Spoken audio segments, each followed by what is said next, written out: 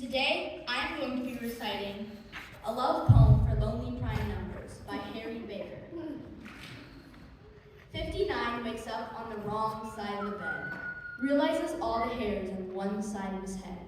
Takes just under a minute to work out that it was because of the way that he slept. He finds some clothes and gets dressed. And he can't help but look in the mirror and be subtly impressed, how he looks rough around the edges, yet casually messed. And as he glances out the window, he sees a sight that he gets blessed with, of 60 from across the street. Now 60 was beautiful, with perfectly trimmed cuticles, dressed in something suitable. Never rude or crude at all. Unimprovable, right on time as usual. More on cue than a snooker ball, skilled to play it super cool. 59 wanted to tell her he knew her favorite flower. He thought of her every second, every minute, every hour. But he knew it wouldn't work. He would never get the girl, because although she lived across the street, they came from different worlds. While 59 admired 60's perfectly round figure, 60 thought 59 was odd. One of his favorite films was 101 Dalmatians. She preferred the sequel.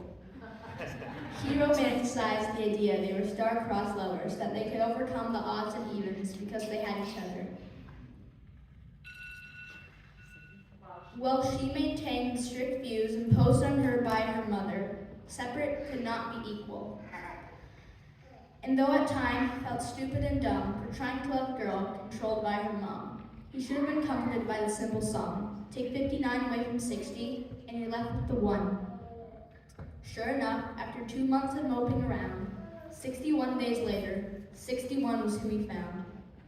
He had lost his keys and his parents were out, so one day after school, he went into a house. As he noticed the slightly wonky numbers on the door, he wondered why he had never introduced himself before. As she let him in, his jaw dropped in awe. 61 was like 60, but a little bit more. She had prettier eyes and an approachable smile. And like him, rough around the edges, casual style. And like him, everything was in disorganized piles. Like him, her mom didn't mind if friends stayed a while. Because she was like him and he liked her. He reckoned she would like him if she knew he was like her. And, it was different this time. This girl was wicked, so he plucked up the courage and asked for her digits.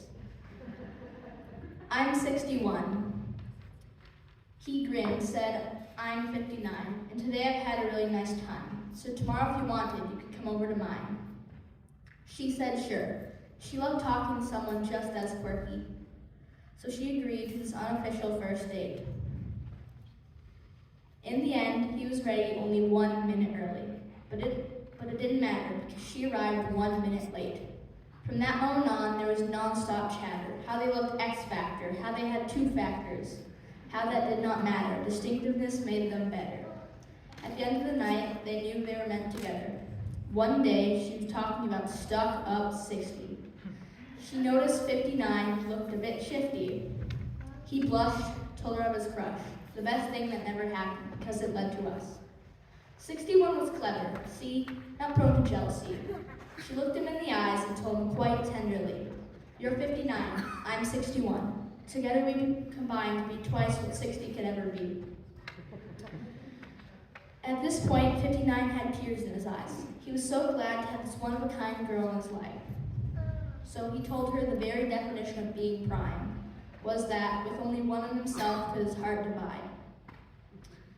And she was the one he wanted to give his heart to. She said she felt the same way. And she now knew the films were half true. Because that wasn't real love. That was just a sample. When it came to real love, they were a prime example.